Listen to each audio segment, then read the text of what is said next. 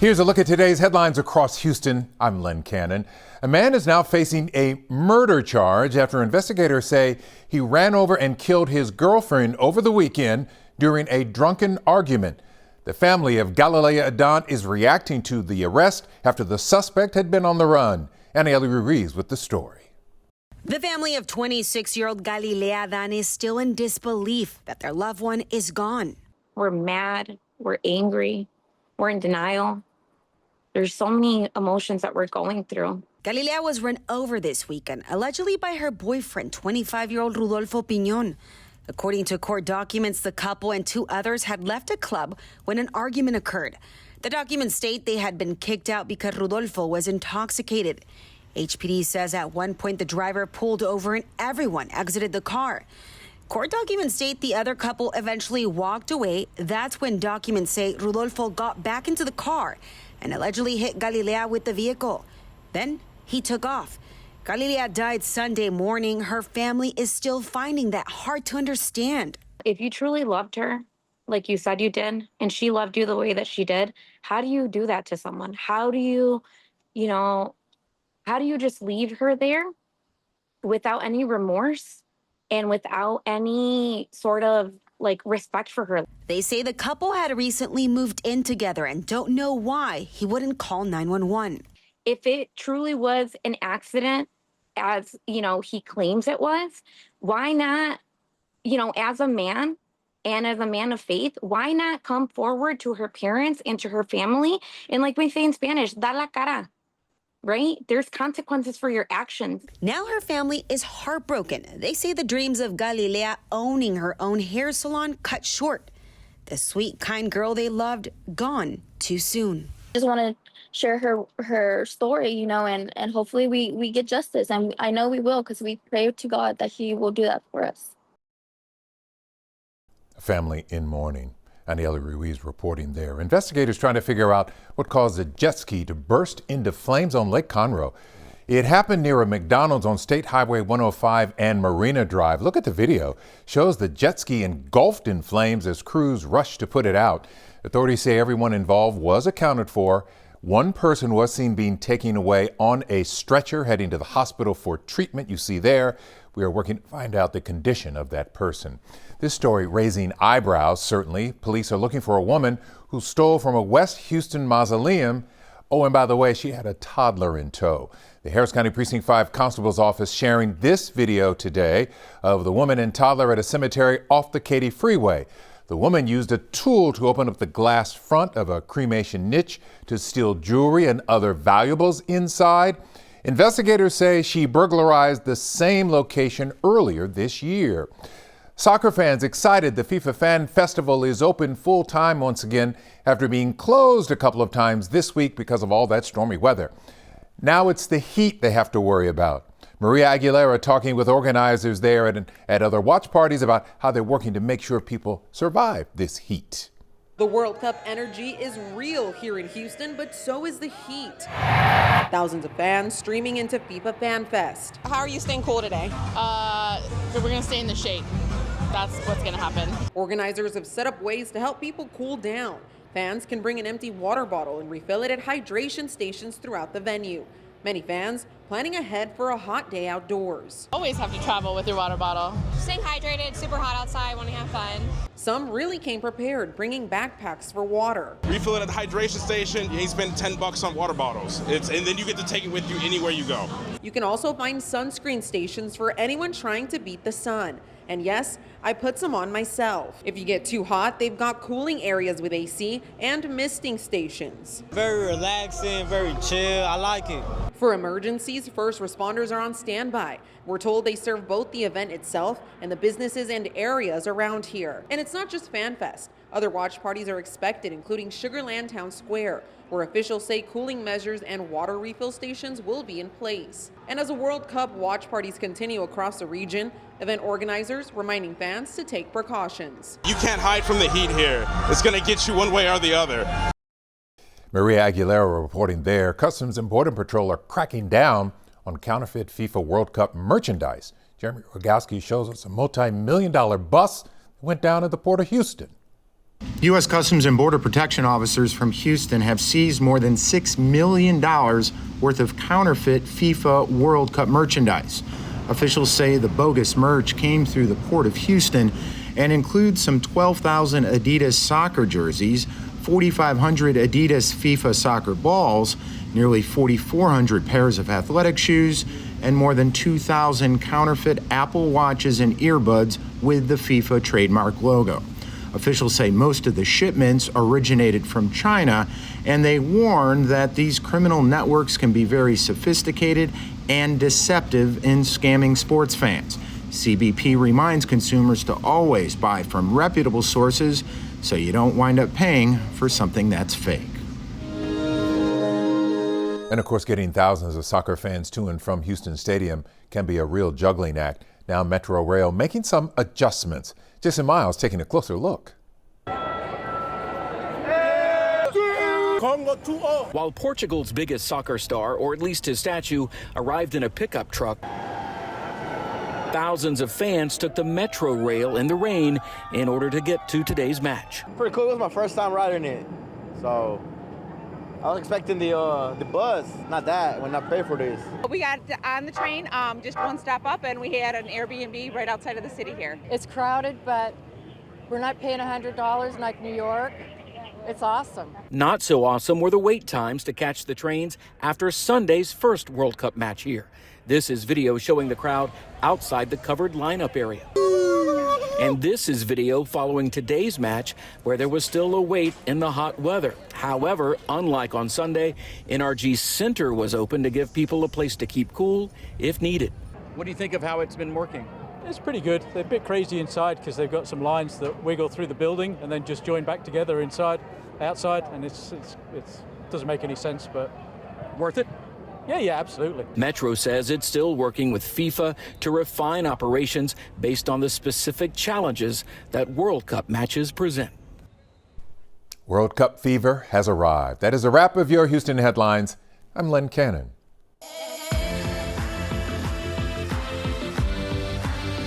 I'm Cynthia Izaguirre with your headlines from North Texas. A Louisville man is at the center of a rare unanimous U.S. Supreme Court decision over gun rights. The justices ruled in favor of Ali Daniel Himony, who challenged a federal law barring people who use illegal drugs from owning firearms. The case began after FBI agents found a pistol and marijuana during a search of his family's home in Texas. Justice Neil Gorsuch wrote, "The government cannot take guns away from drug users based solely on their drug use if they are not considered dangerous." The law at issue is the same one used in the prosecution of Hunter Biden. There's been an explosion of data centers in Texas, along with other massive power-hungry projects like Bitcoin mines. And now state regulators are trying to determine which ones get connected to the grid and when. Luke Clary shows us how a new approval process could change how those decisions are made. This farmland in Red Oak is the site of a proposed Compass data center, just one of hundreds of huge projects including industrial and Bitcoin mining facilities state regulators are reviewing for connection to the power grid. Neighbors have made their feelings known. They oppose this project. I don't want it. They're watching closely as the Public Utility Commission of Texas votes Thursday on a new, more coordinated process. They're overloaded, and so they're going to start taking them in batches. Industry groups like the Texas Blockchain Council say it could bring more transparency. Integrating large loads is incredibly difficult, and I think every grid manager in the United States has been trying to figure out how to manage this tremendous load that is coming online. Batch Zero is the first group ERCOT will study together. To make the cut, a project has to prove it's real, land secured, financing locked in. But which projects are being considered for this batch of approvals hasn't been made public. Our Compass data center may or may not be included in Batch Zero. We don't really know. The industry says it can't see the list either. That's one of the concerns that we have right now, is that we haven't actually seen the proposal from ERCOT. And so we don't have the certainty that the lack of transparency problem that we've seen in the past has actually been solved yet. Both sides want the same thing from Austin, a straight answer. They just want it for opposite reasons. In Red Oak, I'm Luke Clary. North Texas has welcomed fans from all over the world, but it caused some trouble for one pub in Dallas. The Londoner made the choice to shut down Wednesday afternoon after hosting too many rowdy fans at Mockingbird Station. The pub is back open now and ready for tonight's games, but the owners just told Rebecca Lopez they've made some changes to accommodate worldwide guests. The Londoner pub in Dallas is back open, serving drinks and welcoming fans. It's exciting. It's crazy. After England's win over Croatia, the place was so packed. Dallas Fire Rescue's fire marshals shut it down. The pub's manager told us they were 200 people over capacity. I had wristbands, but people were just kind of sneaking in through the back, coming on the side. So cell phone video shows the crowds outside the pub, which has become an unofficial home base for English soccer fans. The English people were rowdy and super thankful and glad to be here. The manager told us the fire marshals also shut them down on Tuesday night, but yesterday they arrived during the game with only 20 minutes left and ordered everyone out. We tried. They told us to turn the TVs off. I turned them off. They were turning the TVs back on. And yeah, when the game finally ended, that's when everyone finally left. Some soccer fans told us rowdy English soccer crowds are nothing new. That's what they're known for. This is probably mild to what actually happens in England. And it wasn't just the Londoner feeling the rush. A worker next door says they had to keep restocking. We had a line of people just buying beer. My boss had to make like 3 beer runs. It was crazy. They did drink us dry. The Londoner manager says most fans were respectful, just loud, passionate, and determined to watch the match and have some fun. In Dallas, I'm Rebecca Lopez. Several Juneteenth celebrations are planned across North Texas, but most noticeably, Miss Opal Lee returns to the iconic walk that she had to miss last year. Scoop Jefferson just heard from the North Texas icon ahead of the celebration. This was the first panel of its kind for the grandmother of Juneteenth, coming to the table with community leaders, council members, police, and even folks from Hollywood, some of them walking away with the inspiring woman Opal Lee Barbie doll. I want you to get Barbie for your daughter and get one for yourself. As part of this Juneteenth community conversation, Miss Opal Lee shared the impact she hopes her image-made Barbie doll will have on young people across the country.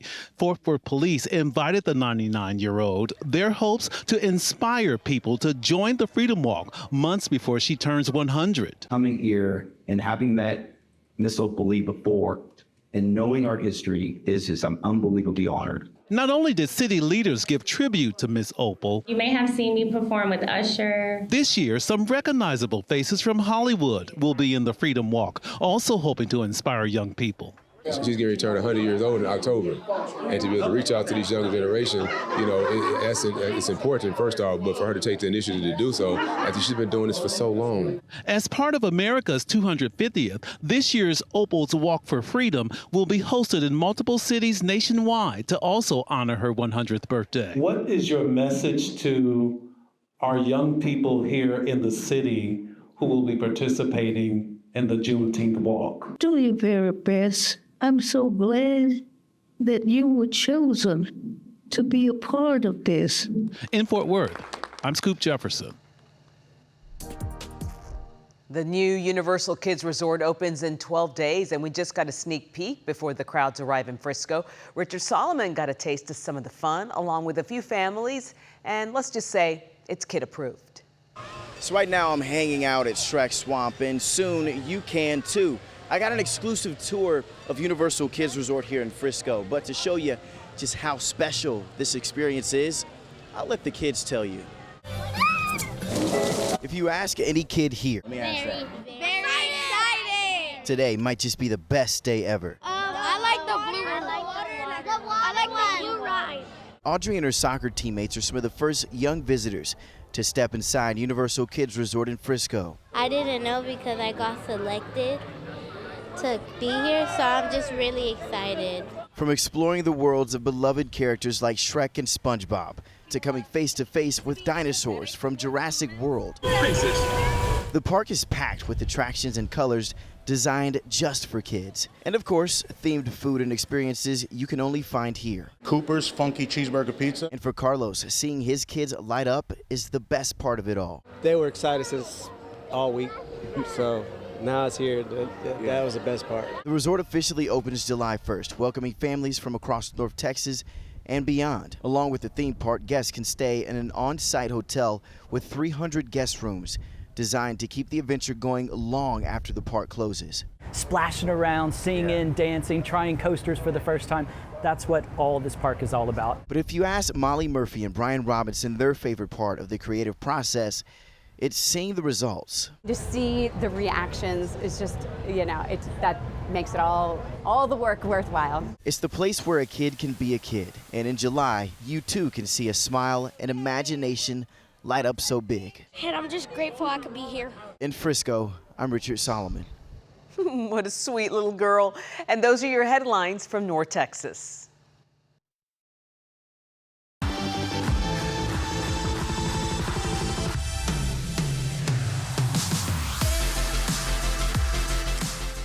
Hello, everybody. I'm meteorologist Jesse Hawila with WFAA in Dallas. And as we take a look at the headlines through the weekend, rain on Friday will be mainly in East Texas. Saturday we'll have a lower coverage of storms overall across the state. We're not dry, but many of us will be dry. Just some lower coverage activity. Sunday, scattered rain and thunderstorms mainly in southeast Texas. The heat starts to build too. You'll start to see now, this time of the year, we're used to this, but you'll start to see more triple digits popping up over the next few days. In fact, Amarillo will be in the triple digits by Sunday, 103. You see the scattered shower and storm chances in parts of central Texas, like Austin, 92 on Friday and Saturday with the rain chance. Triple digits in El Paso, sunny there. DFW, scattered showers and storms Friday and Saturday. You'll see more rain chances for parts of the state, including San Antonio, Saturday, 92 degrees. With a chance for scattered showers and storms. But you see the heat building for the end of the weekend. Father's Day looks hot for many in North Texas. Here's a look at Timecast. You'll see the shower and thunderstorm chances west of San Antonio, parts of the hill country, some rain, parts of North Texas, some rain Friday morning and Friday afternoon. Looks like Friday late afternoon and Friday evening. Much of the state is dry, some lingering showers, and the Arklatex. Overnight Friday looks fairly quiet, maybe some scattered thunderstorms down to South Texas and San Antonio, farther south from there. Saturday morning, some scattered rain in North Texas. Afternoon and evening, most of the state, like I just said, would be dry, minus a shower or storm here or there. I'd say the better chance of that would be right along the coast and maybe parts of the Panhandle. Saturday evening could see a little bit of rain. See that there kind of popping up there, some scattered showers and storms. But Gulf moisture continues to surge into the state, so humidity is the other part of this. It stays sticky all the way through Father's Day and even beyond that. Father's Day, much of Texas is dry. The better chance of rain on Father's Day would be parts of central Texas, southeast and east Texas. You'll see some scattered rain popping up in the afternoon. I would say it's not a washout of a Father's Day, so any plans for Dad on Sunday in the afternoon, just know if you live in East Texas, southeast or parts of central Texas, there is at least a chance for some scattered showers and storms. Highest rain totals over the next 7 days look to be in North Texas. You include the rain that's going through the weekend, and even into the beginning of next week, there will be some chances for showers and thunderstorms in North Texas Monday, Tuesday, and Wednesday. Could be 2 to 3 inches for parts of the Red River area, and then down into the I-20 corridor, 2 to 3 inches. 1 to 2 for parts of central Texas, South Texas as well. Maybe some lighter totals along the coast.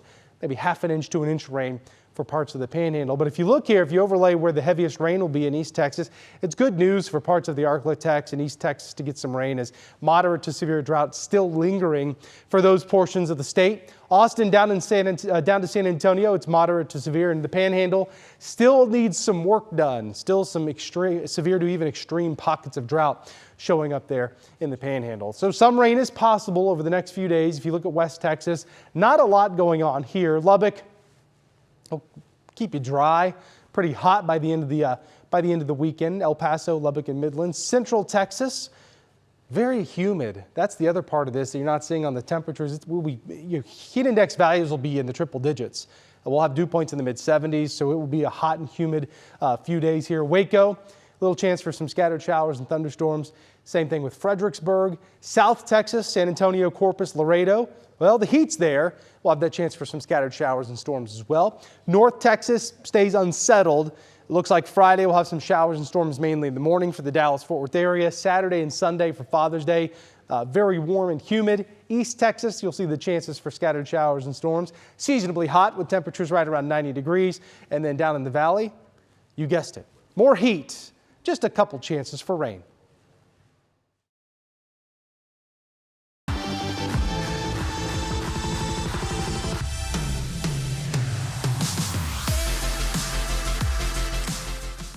I'm Isis Romero, and this is the news in San Antonio. A man who was shot on Thursday managed to drive himself to safety before calling 911. Now investigators are working to determine what led to the shooting outside a Far West Side home. Vanessa Croy has a story. Right now, police are spread out across 3 separate crime scenes and have quite the mystery to solve. But the main focus of the investigation is this house where they say the shooting happened. Officers got the call just before 12:30 where the caller told police there was a man shot in this West Side neighborhood. At the same time, officers were getting calls from the victim, a man in his late 40s who said he'd been shot. Investigators say he managed to drive about half a mile away to a church where he called for help. Police tell us 2 to 3 shots were fired. Detectives say the man was hit twice in the knee and grazed on the head. While paramedics are treating the victim, police are getting reports of a white Dodge Charger taking off from the scene. They say officers caught up with that driver nearby off Dugas Drive where a woman was being detained for questioning. Right now, they don't know if she was involved in the shooting, but did say they found a gun in her car. But then another twist in this case. Investigators got a call reporting someone in the house was involved in the shooting and willing to speak with detectives. Police say, according to witnesses, the victim and the people living in the home had some kind of ongoing feud that escalated into the violence that happened out here today. Investigators say right now they believe the victim came to the house to confront someone when those shots rang out. Police are still on scene talking to witnesses and gathering evidence. They still can't tell us if this is a case of self-defense, but they did tell us the people in this home are cooperating. They also tell us they have yet to find a weapon inside the house. Reporting on the Far West Side, Vanessa Croy, KENS 5. What was supposed to be a fun day turned into a disappointment for one family. A woman's $600 stroller was stolen from a designated parking area at SeaWorld while the family watched the orca show. Simone Simpson has her story.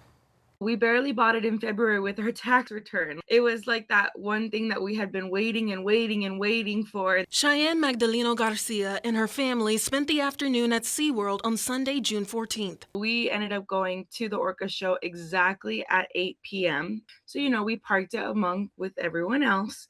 And there was plenty of other strollers that look exactly the same as ours.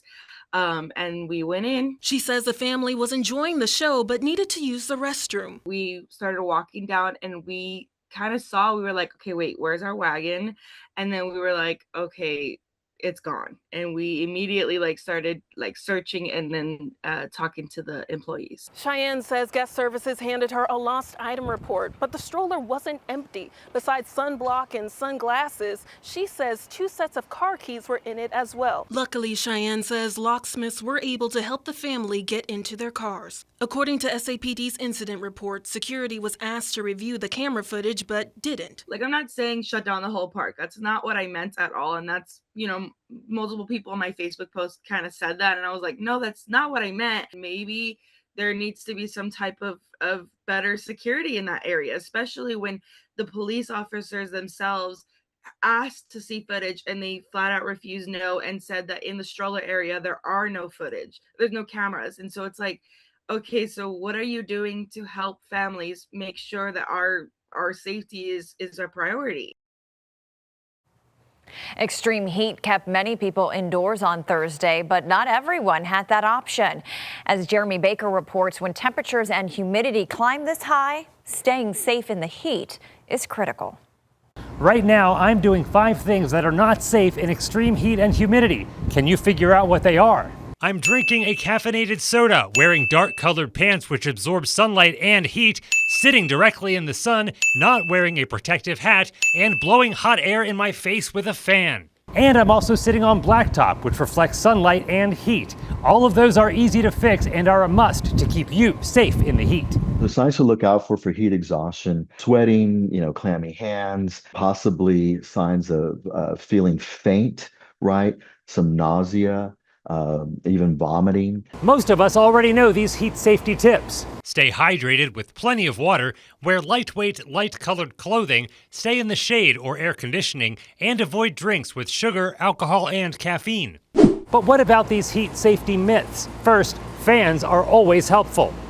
Not when it's so hot and humid, because it just blows the hot air around. If you can find an air-conditioned space or even a cool bath or a cool shower. Next, if you stop sweating, that's a good thing. No, it isn't. It means your body cooling mechanisms aren't working properly. Find a place that's cool, shade, drink water, and just monitor yourself. And third, you can power through the symptoms. No way! Never ignore the signs of being sick when your body says, hey, something is wrong. Everybody's at risk when it comes to extreme heat. Keeping all of that information is a must year-round because it doesn't take temperatures as hot as today to make you have a heat illness. Reporting from the city's northwest side, Jeremy Baker, KENS 5. And finally, a bet is a bet. After the New York Knicks won the NBA championship, the San Antonio Zoo's Cowboy the Rhino had to raise a Knicks flag over the zoo. Zoo officials went on to thank the Central Park Zoo and Staten Island Zoo for being good sports throughout the wager and say something tells them they'll cross paths again soon. And that's the news in San Antonio. Here's your headlines from Southeast Texas. I'm Mark Armstrong. While Southeast Texas avoided the worst of the tropical system in the Gulf Wednesday, coastal communities, they still felt its impact. Rough surf, it pushed water and debris onto Highway 87 near Crystal Beach, while visitors and residents watched as waves crashed onto the shoreline. 12 News reporter Spencer Plato has more. A show in Crystal Beach as crashing waves and strong winds filled the air as a tropical system stirred up in the Gulf. We've never seen the waves quite like this. It's pretty violent today. So violent that it woke up Dee Dee Orsak and her friends from Lake Charles this morning as their house started rocking. Just kind of watched as the sky got light. The waves, we thought, okay, it's not too bad, And then we thought, okay, well, maybe it's passing.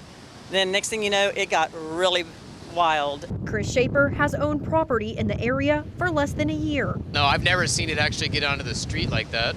I mean, it's come up quite far up the beach, but not all the way into the street. So, no, this is definitely something new for us.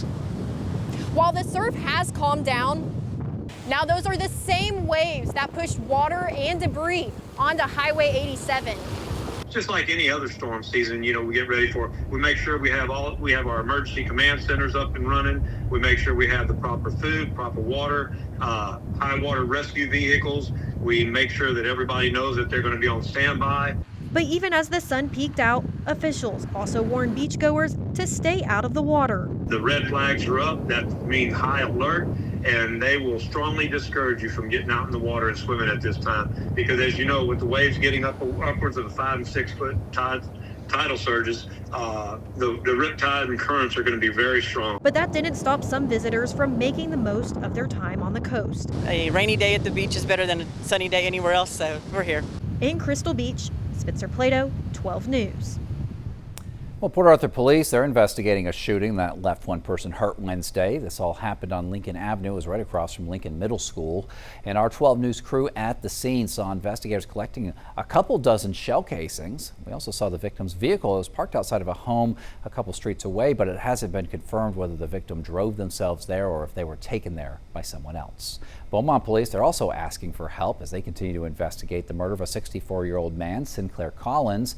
His body discovered Tuesday near a drainage ditch. Detectives, they released surveillance video of a vehicle seen in the area, and they want to identify those inside the car. They're urging the neighbors to review their security camera footage for any suspicious activity between Monday night and Tuesday morning. And meanwhile, 2 Beaumont men, they've been indicted in connection to an armed robbery at a vape shop last month.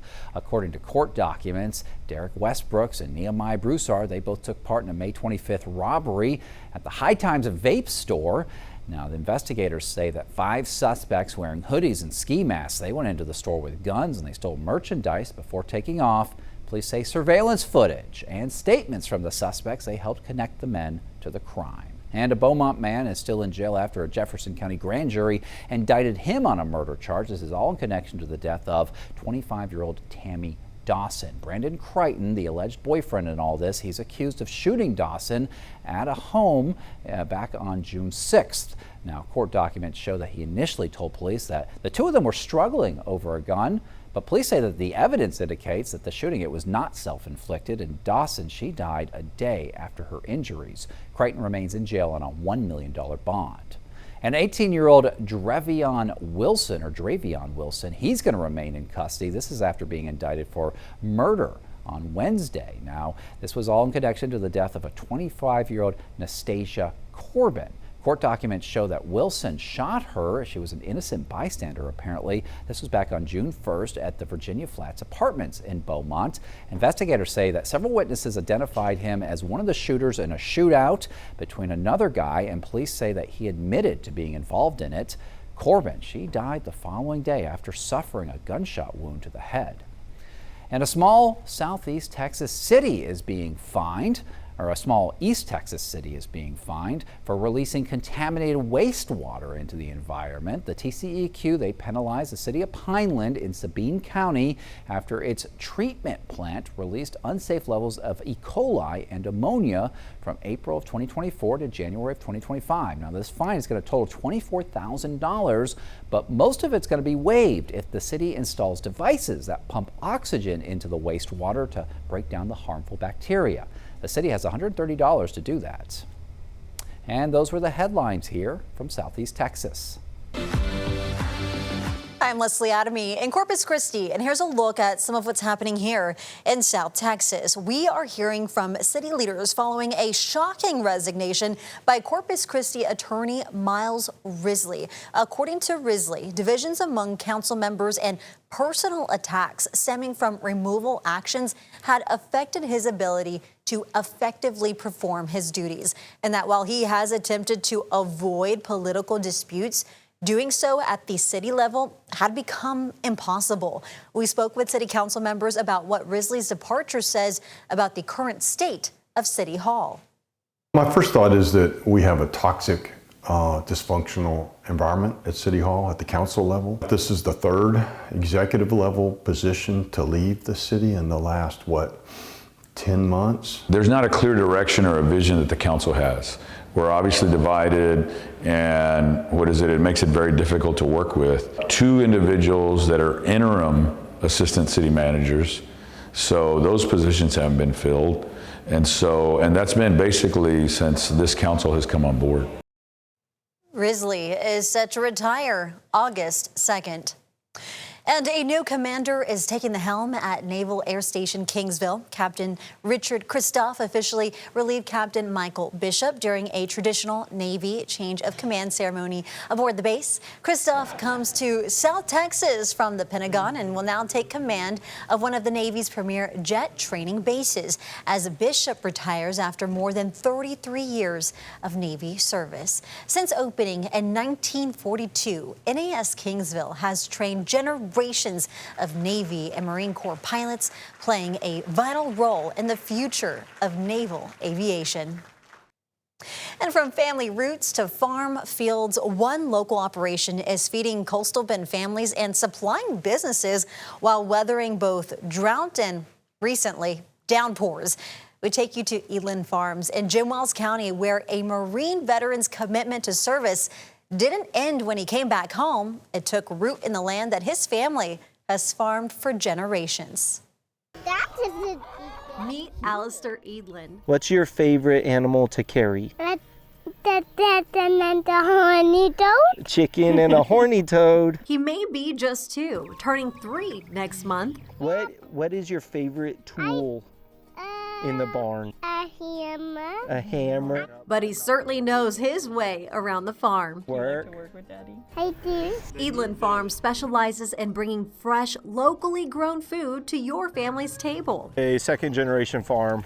Kind of born and raised on the place. Just 2 weeks after graduating high school, Andrew Eadlin left for the Marine Corps, and when he returned home, he found a new way to serve. In that time, my parents did retire, shut down the farm, and then when I came back from the Marine Corps, I restarted everything. Reigniting something that his parents, Greg and Lauren, started in the 90s with row crops and going to farmers markets. 2 months ago, after battling Parkinson's disease, Greg passed away. But what he planted and instilled all those years ago not only lives on, it continues to grow. We're running with it. Taking challenges on, like the drought. Some of the old timers, they were saying this is the worst they've ever seen. In terms of regenerative farming that we do out here, it's for sure a natural disaster. A huge learning experience and curve for me. Challenges that lead to creativity and collaboration. We could do more partnering with other people that have a great product. Our main source of sales right now is subscription boxes. So we do a delivery service once a month. Buying from a local farmer is transparency, because if you wanted to come out here and see how we run it, and you also know that the money is going to a family. A family's farm, a community's table. The young family with this advice they've learned along the way. Don't do it alone. Respect. I mean, that's a huge one. You cannot take Mother Nature and its resources for granted. Respect for the land, the people who work it, and the generations who will follow. Clap and call the cows. And that's a quick look at some of what's happening here in South Texas.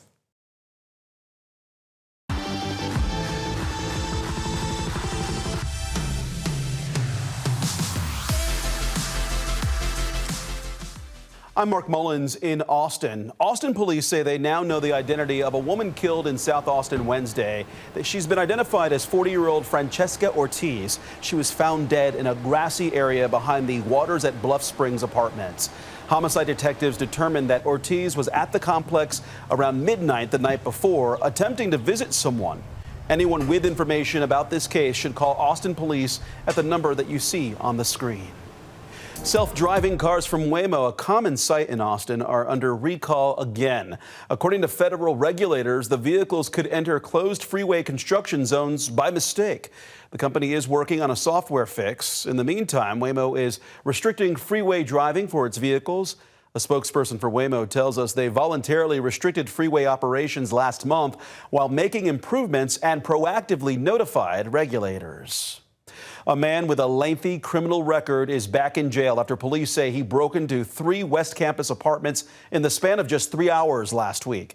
In one of those cases, police say a woman was attacked in her bed. The break-ins happened in West Campus near UT.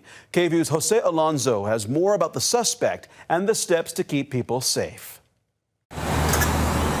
Safety within the West Campus neighborhood of Austin is coming into focus. According to an arrest affidavit, a 30-year-old man began a string of crimes along West 23rd Street, right next to the University of Texas at Austin's main campus. I live like a block from here at the Standard.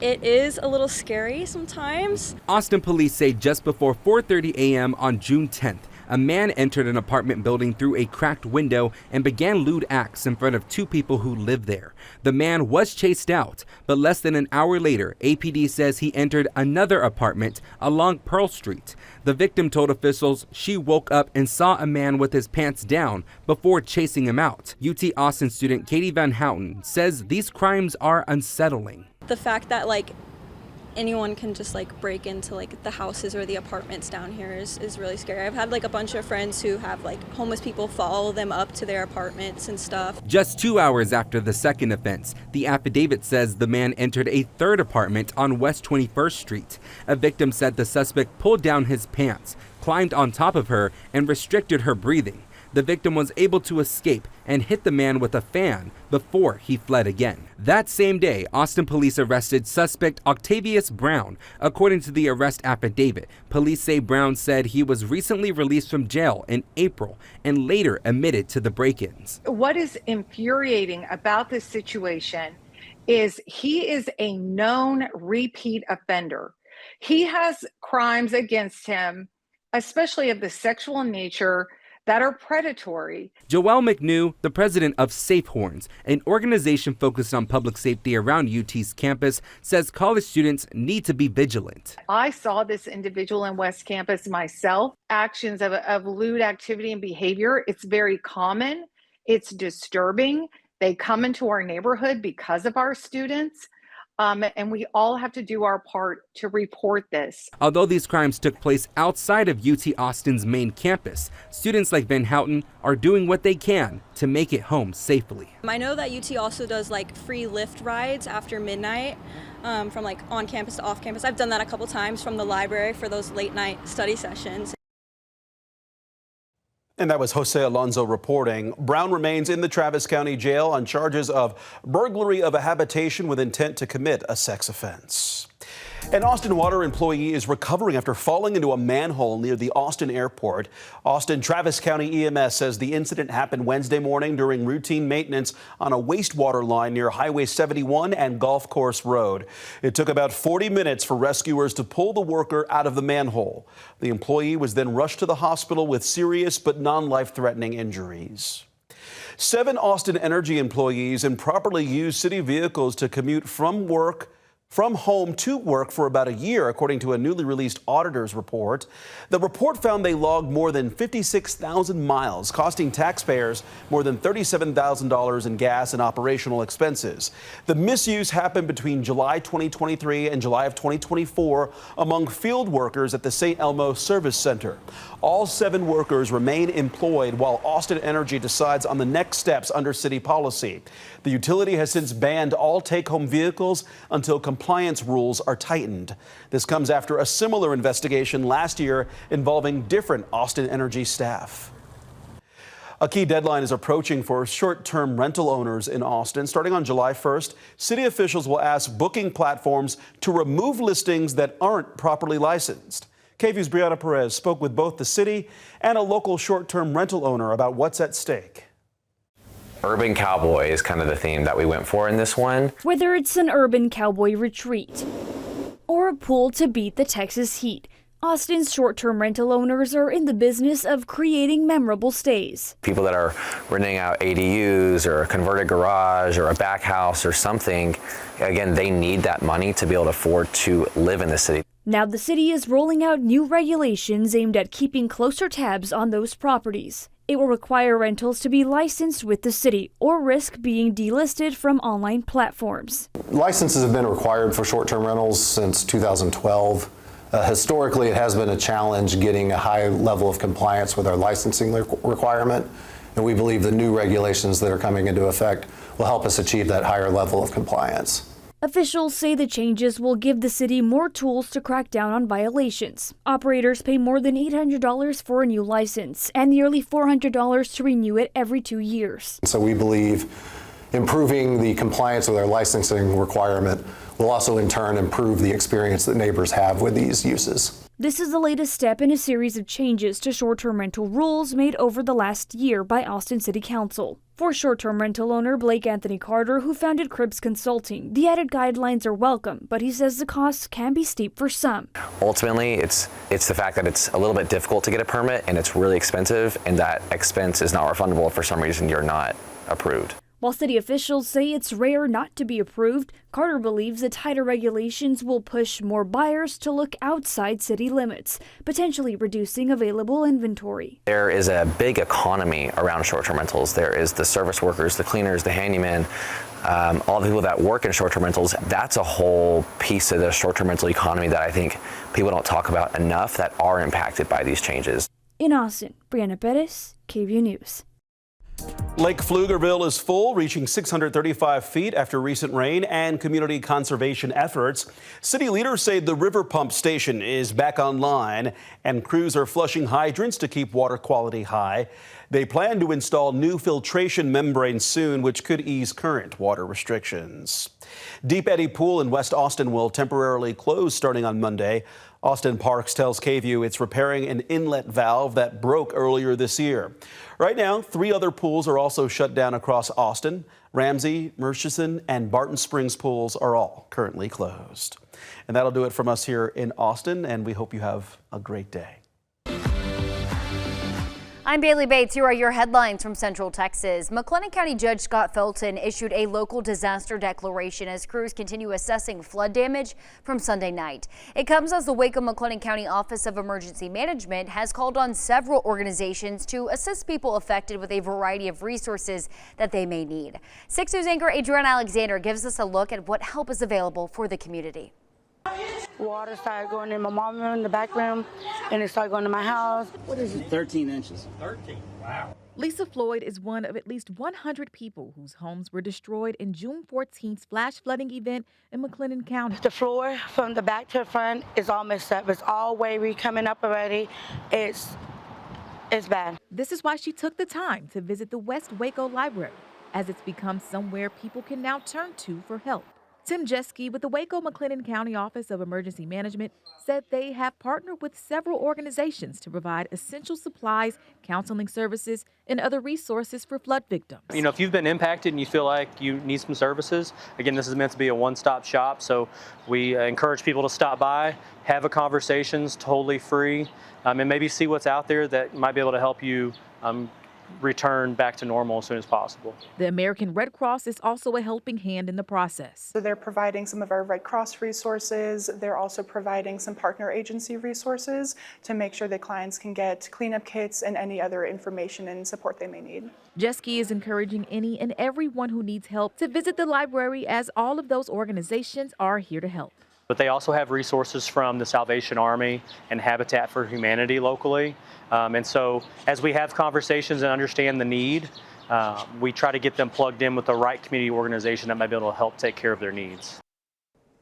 And more news as America approaches its 250th birthday. We're sharing stories of the people who embody the values of service, sacrifice, and community. And for more than 2 decades, one Waco security guard has spent his career protecting others.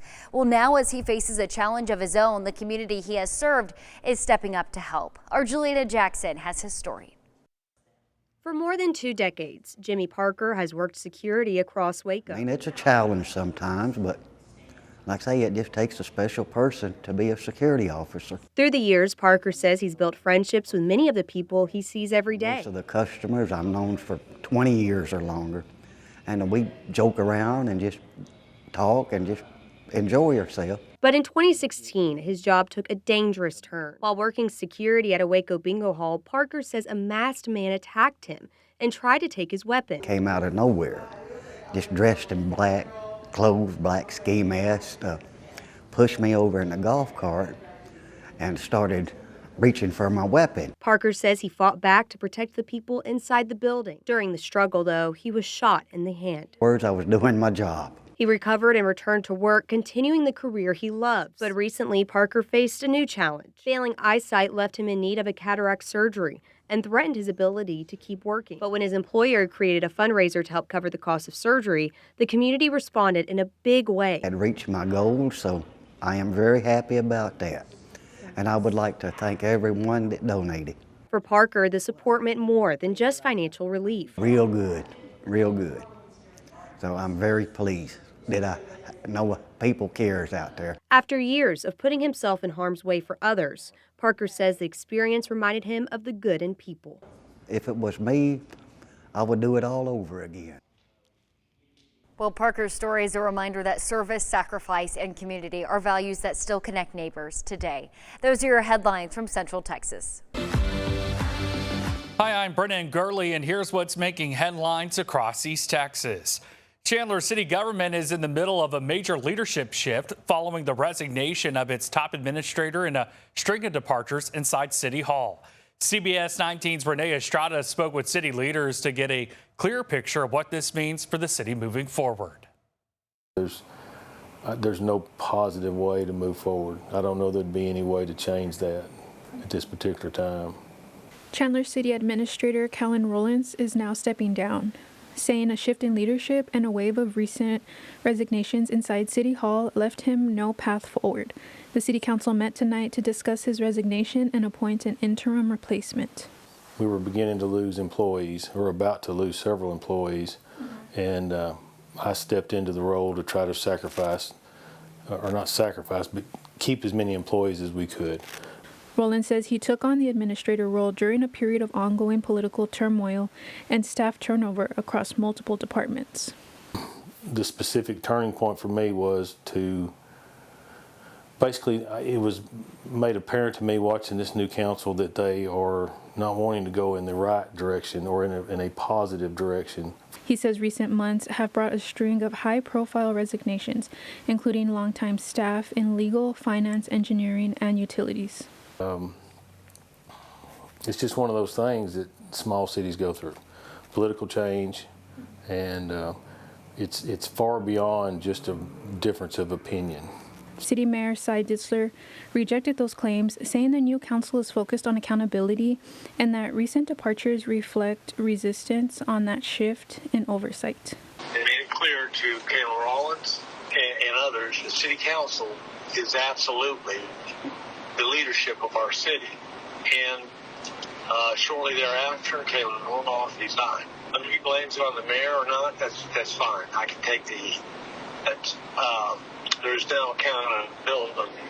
For residents, the challenges now unfolding at City Hall have left questions about what direction the city will take next.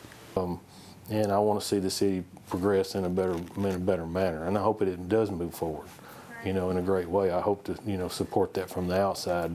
In Chandler, Renee Estrada, CBS 19.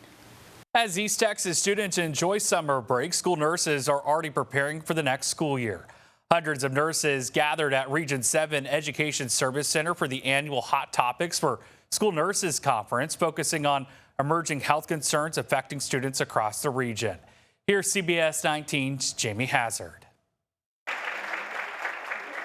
From mental health concerns to energy drink consumption and vaping, school nurses say the health challenges facing students continue to evolve. That's why nurses from across East Texas gathered for the 2026 Hot Topics for School Nurses Conference. Every year, Region 7 puts on a Nursing Hot Topics, and what Region 7 does is they send out a survey and they ask local nurses in the community what we're seeing at schools and what things we want to be educated on. The conference featured sessions on school health policies, communication with parents, wellness, and nursing regulations. Organizers say the goal is making sure that nurses have the latest information before students return to the classroom this fall. As things develop, vaping, gas station drugs, asthma, anaphylactic reactions, it's important that we're up to date on the most recent data and the most recent best practice. The conference is a partnership between Region 7 and UT Tyler School of Nursing, providing continuing education opportunities specifically tailored to East Texas schools. School nurses have been limited on their educational experiences and continuing education specifically for school nurses. Region 7 officials say school nurses do much more than treat bumps and bruises. They often are the first line of defense for students dealing with physical and mental health challenges. We have amazing school nurses in our regions. They love these kids, they support them 100%, and they do everything that they can to make those students successful. As summer continues, nurses say they'll spend the coming weeks researching, training, and preparing so they're ready when East Texas students head back to class. Spend our summer doing research and education so that we know how to best provide for their students in the upcoming school year with the changing times and illnesses and disease processes. More than 100 school districts across the Region 7 service area benefit from training opportunities just like this, helping nurses stay current on the health issues impacting East Texas students. For CBS 19, I'm Jamie Hazard. And that's a wrap of your East Texas headlines. I'm Brennan Gurley.